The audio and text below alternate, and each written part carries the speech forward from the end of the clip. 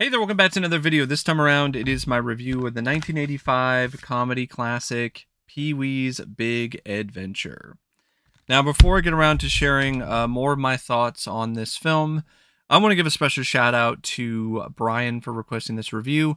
And if there's another uh, film, TV show, or topic that you would like to see me discuss in the future, feel free to donate to my PayPal or to my Patreon. The link to both will be in the video description down below, and I'll try to get to it as soon as I possibly can. Now, Pee-wee's Big Adventure is one of those films that I saw bits and pieces of growing up, and throughout the years. I was aware of the Large Marge scene from the different recollections that the panel had in I Love the 80s, and I I had a vague recollection of the film, but I didn't actually see the film all the way through until very recently. And I gotta say that I had fun with it. I ultimately did like the film. I didn't love it though. I know there's people who love this film. It's one of their all-time favorites, but this film really wasn't on that level for me. It's directed by Tim Burton, and this was his directorial debut, at least when it comes to a feature film. He had directed some short films like Frankenweenie and Vincent and so on, but this was his first major studio film. And I think for a directorial debut, it's tremendous. I think he did a terrific job with this film. It was a good project for him to start out with because it's different enough and weird enough that he can play around in the visual sandbox however he pleases with this film. He doesn't have to be tethered to a certain style. He doesn't have to tone things down considerably in terms of his surreal visual flair. So it was a really good project for him to start his career off with. And it helps too that for the most part, the studio just stayed out of his way because they trusted Paul Ruebens when it comes to this product, because Paul Ruebens and the character Pee-wee, it was already a big deal. Pee-wee was on talk shows, and Pee-wee had his own Broadway show. So the studio was like, "We'll just let you do what you feel is best here," and just stayed out of Tim's way. Where later on in Tim's career, after things started to kind of cool down in terms of his success, things changed, and the studio got in the way more, and you just saw things change when it comes to Tim's uh, uh, directing. But here, he's just fresh and just really going at it with a lot of enthusiasm. And it really does pay off, and it really shows in scenes like the clown hospital nightmare sequence, the scene with Pee-wee and Simone where they're watching the sunrise while they're sitting there inside the dinosaur, uh, the various other dream sequences or surreal moments throughout the movie that really tap into Burton's surrealism and his flair for the weird, the strange, and the mysterious. The Large Marge scene, for instance, is definitely a big standout in that regard.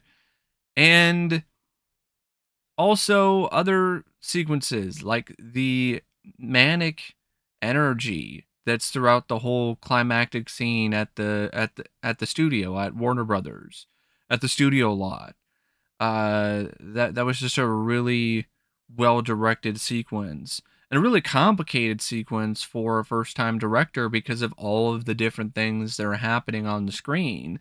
Like there is so much happening in that scene, one after another, that a less talented, a less naturally gifted director might struggle with. And you didn't really see that when it comes to Tim. And even the fake Pee Wee Herman movie had some good direction by Tim as well.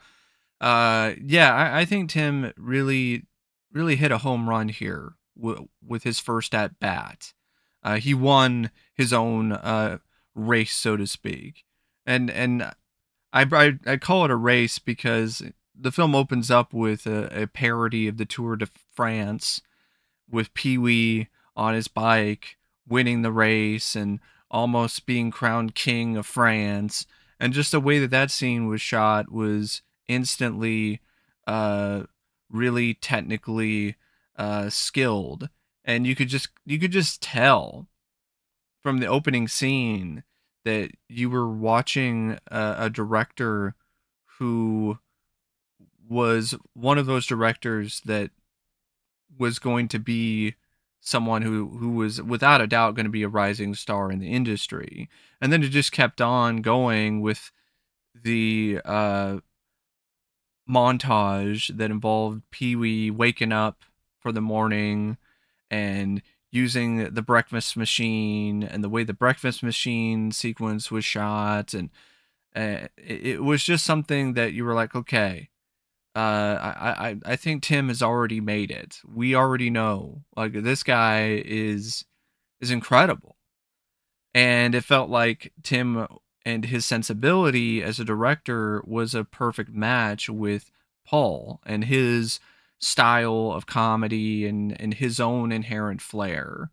Uh, and I think you really saw that when it comes to the other Pee Wee films, especially Big Top Pee Wee, that without Tim Burton there, you just didn't really have the same magic.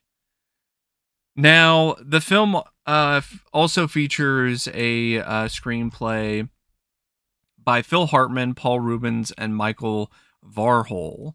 Now, originally, Paul wanted to do an adaptation of Pollyanna because Paul loves Pollyanna. He loved Pollyanna, to be more specific there. And he wanted to do a film where Pee Wee was in the Pollyanna role. But after a certain amount of time, I think he realized that that would be a little too difficult to pull off and decided to go in a different direction. And through some series of circumstances, he wound up, I think someone was talking about bikes, or he saw a bike, and that gave him a little bit of a spark. And so he decided to make it a movie about bikes, and specifically a parody of the classic film The Bicycle Thief, and insert Pee Wee into the narrative.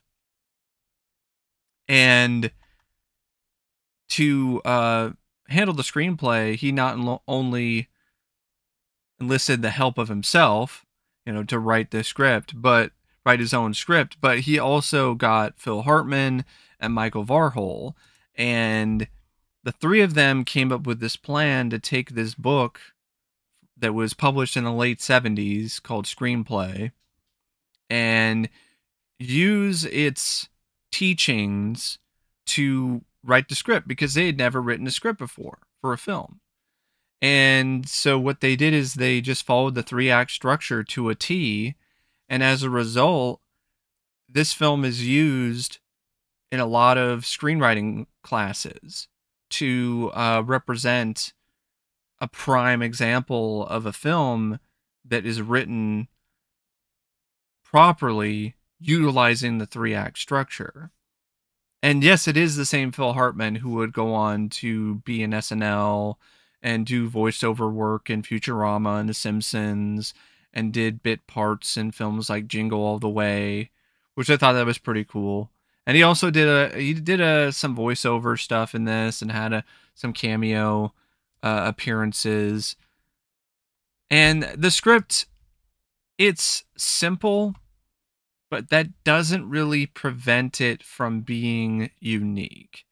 And I think this script is a prime example of how you can have a simple, relatively straightforward story about a man and his bike and his journey of trying to get his bike back after it was stolen, and then use that as a jumping off point to do a lot of imaginative, incredible things in terms of the story.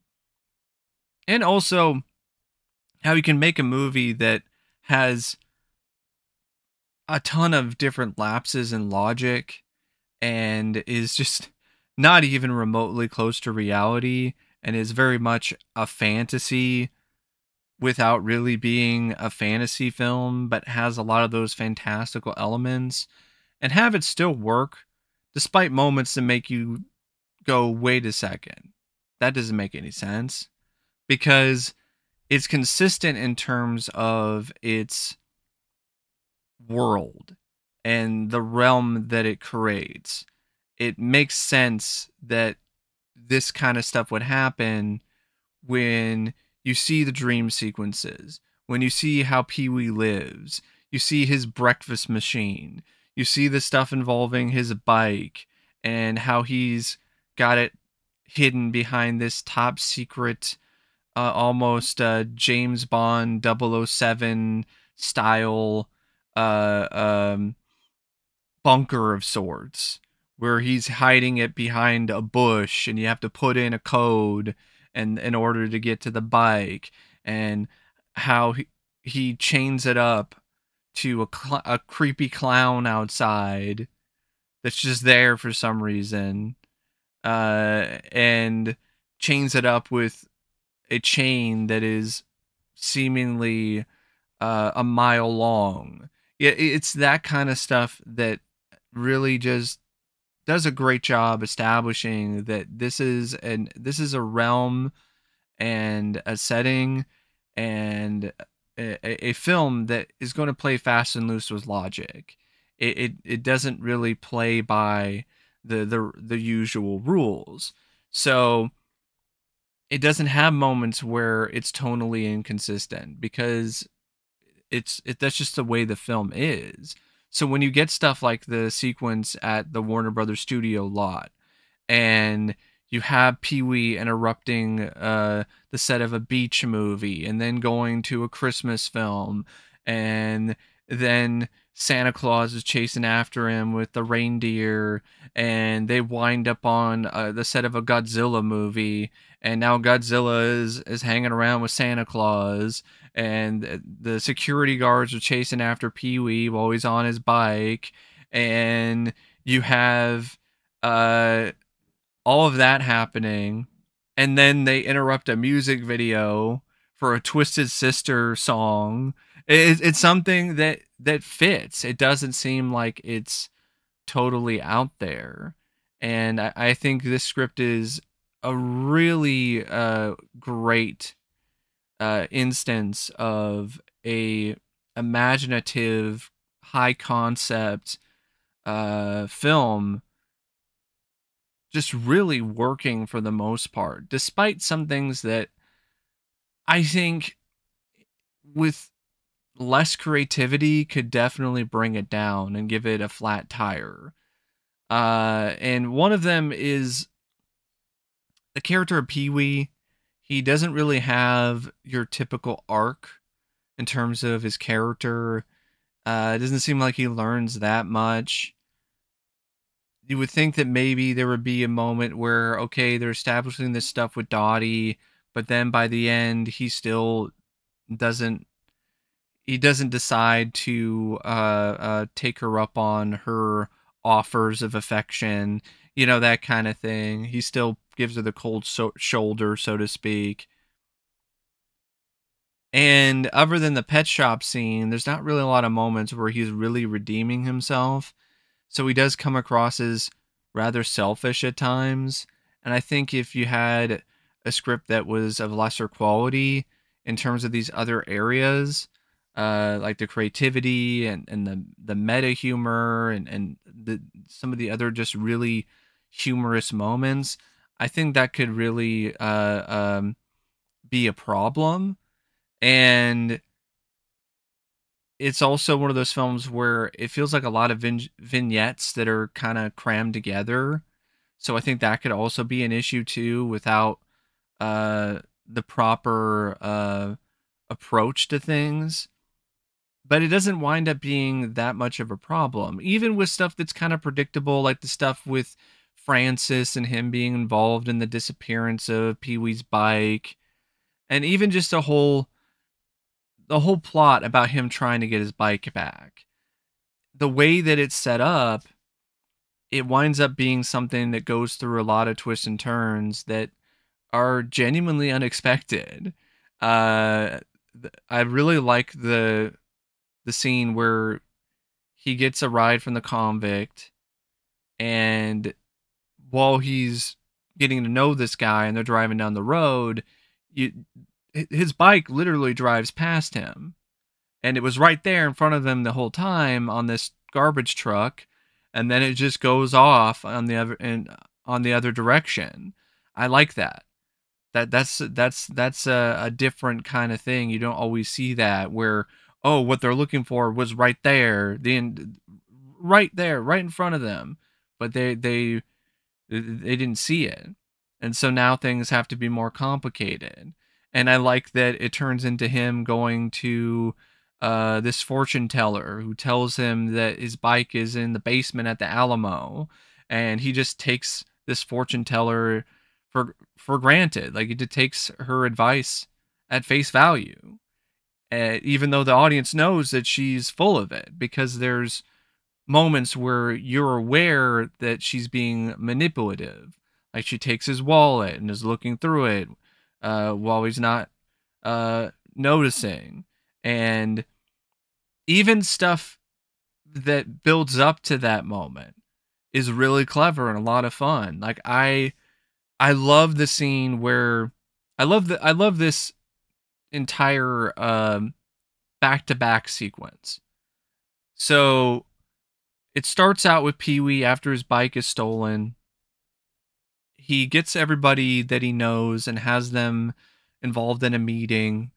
And he goes through all these different exhibits of evidence in his mind about who could have stolen the bike or what happened to his bike.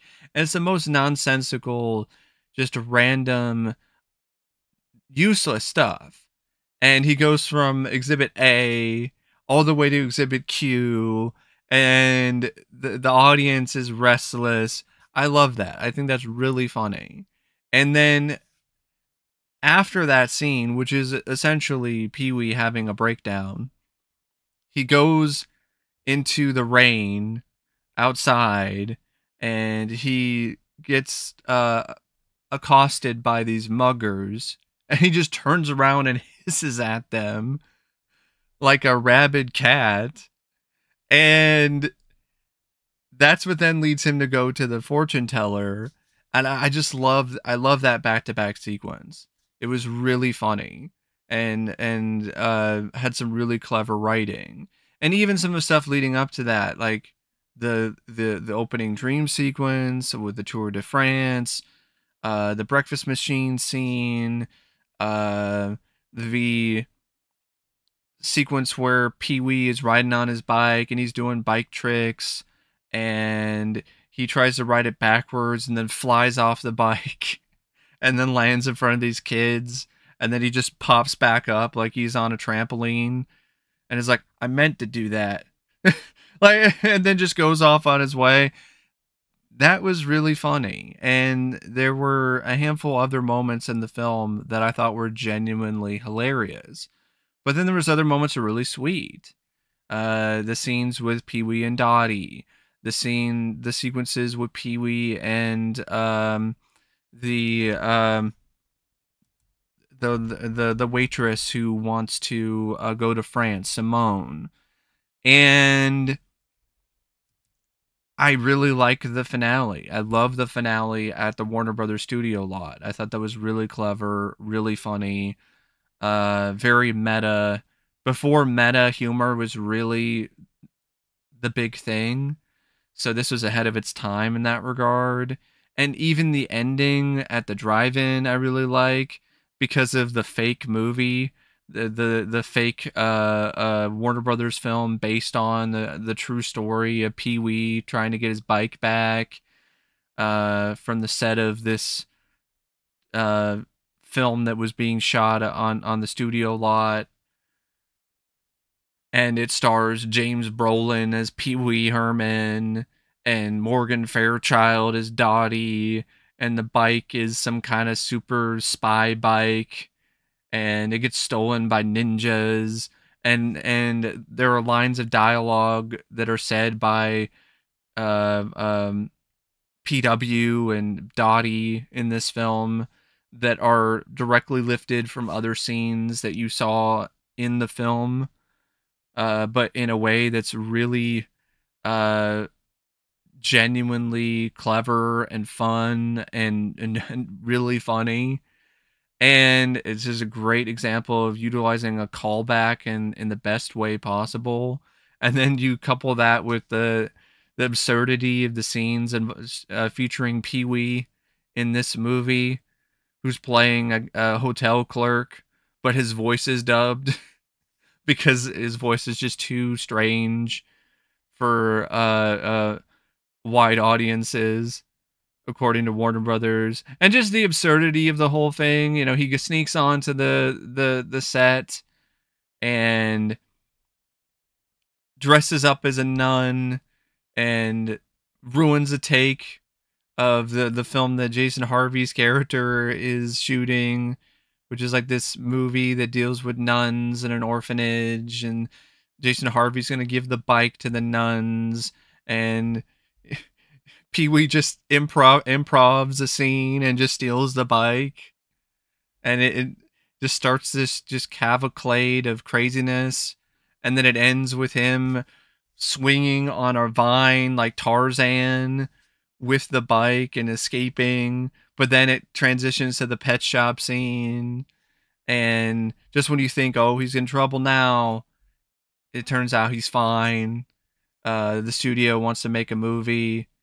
And of course, even the other stuff leading up to that, that sequence is also really good, really creative, really fun. The Large Marge sequence, the stuff with the convict, who's warning Pee Wee that he's a bad man because he cut the tag off a mattress, and the biker bar scene, which is iconic with the tequila dance, and then you get that fun sequence followed up by just pure nightmare fuel in the clown hospital scene. So it's just a really creative, wild, zany movie. And it's that creativity, it's that imagination that really makes this script special. It makes the film special because it is truly one of a kind. Even the bits that don't necessarily work. So there are some jokes, some scenes that are not necessarily as strong as others. But even the stuff that doesn't work as well,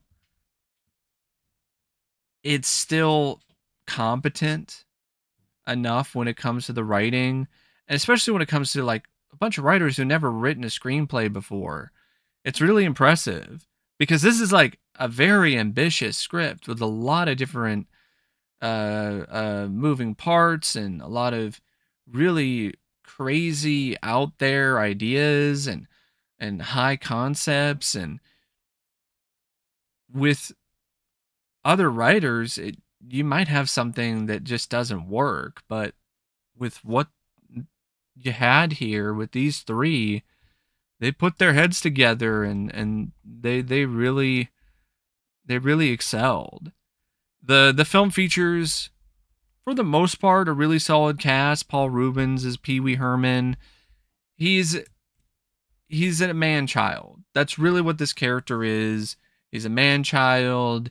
He's very expressive, and in a lot of ways is a literal live action cartoon character. And there are moments where this whole persona, this whole character that Paul plays can get a laugh out of me. Can, make me chuckle. and I think it does have a certain charm to it. But the voice, the mannerisms, the fact that he's just constantly always on there, and the little laughs and the little ticks, after a certain point, it gets on your nerves, at least for me personally. So I really don't love the character of Pee-wee. And I think that's really ultimately why I don't love the film, even though I really like a lot of elements of the movie. I just don't love the character of Pee-wee. I'm not a big fan. I mean, I do find the character to be better in small doses and pretty annoying at times. And I'm just going to be honest because that's just how I feel about the character.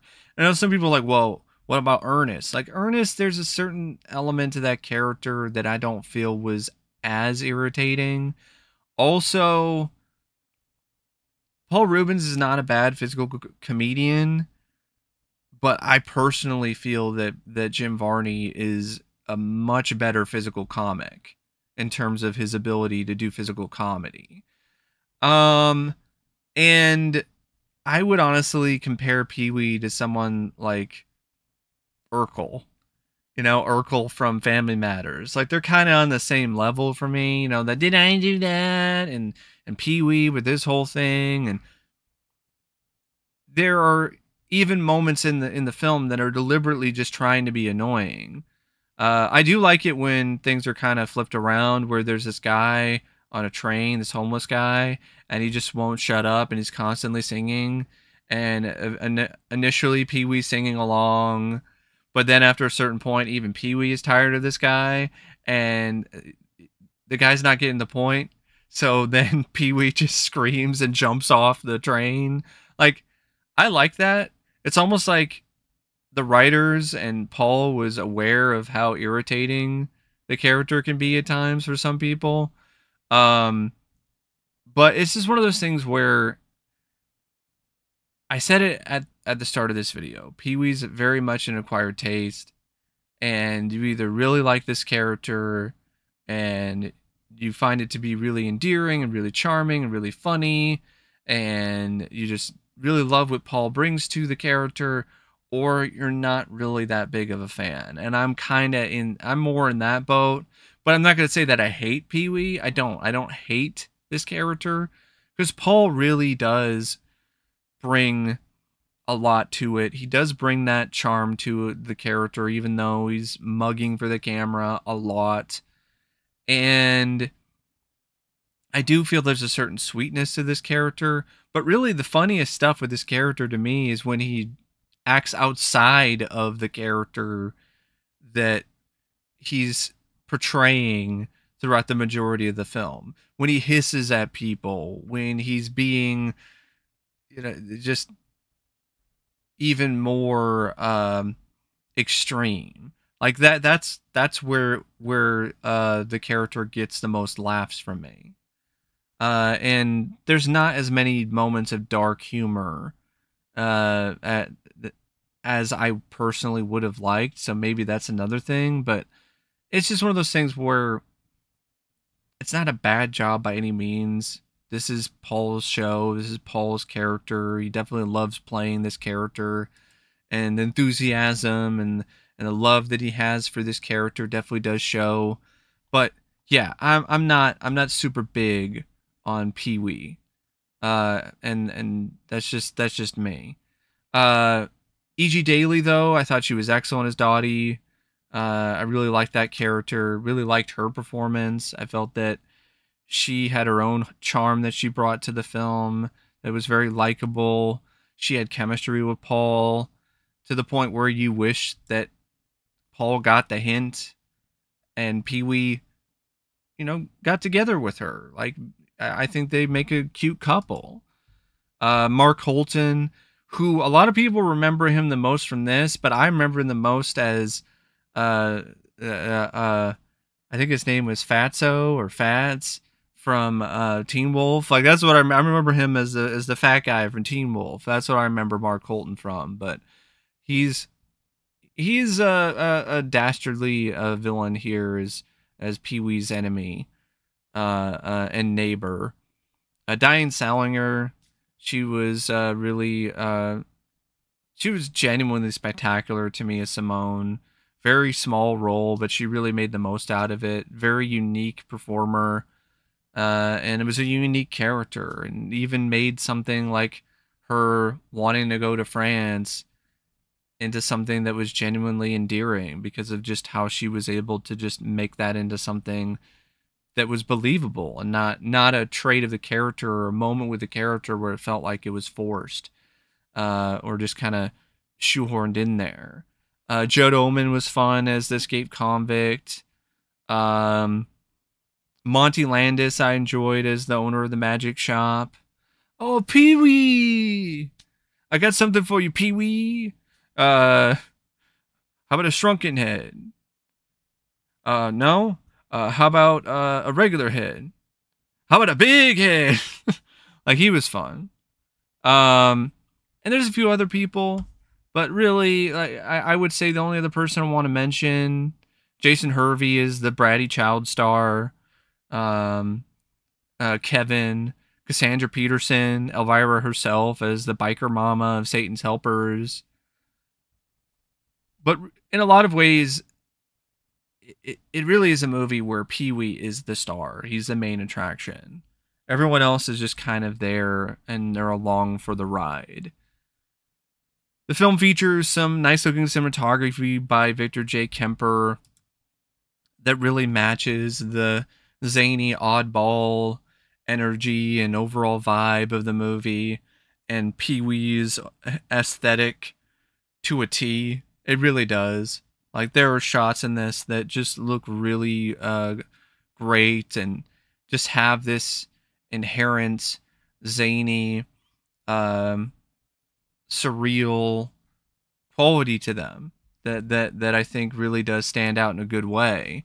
I also feel the editing by Billy Weber is really wonderful, especially when it comes to the scenes that get really chaotic, like the scene that takes place at the Warner Brothers studio lot, and even some of the slower scenes. But yeah, the film really does shine when it comes to the really chaotic, just absolutely out there scenes that you see throughout the movie. And I think the score by Danny Elfman is excellent, especially the breakfast machine bit. It just matches the manic and just over the top energy of the film perfectly. And this was the start of a really wonderful relationship between Tim Burton and Danny Elfman. And it's almost one of those things where you often wonder, like, would Danny Elfman really have done all of these film scores? Would he really have gone as far as he did with film composing if he didn't do this film? And I honestly don't think he would have. He did some work for Forbidden Zone before this, but he was reluctant to do this movie even after doing that. And I believe it was either Paul, I think it was Paul, who was like, "Hey, I really love your work. I love Oingo Boingo." It might have been Paul, it might have been Tim, though. I'm not 100% sure. It was either one of those two. And if it wasn't for them, who really got Danny to put his trepidations aside and do the film, you might not really have gotten Danny Elfman's score for the Batman films or Beetlejuice or Darkman. And the world would, the cinematic world would really suffer if he wasn't as involved as he ultimately was when it comes to composing for films. He's one of my favorite composers, especially in his prime. He had a certain unique feel and just sound to his scores, and this score is no exception. Like, it has that quintessential Elfman vibe and just feel to it.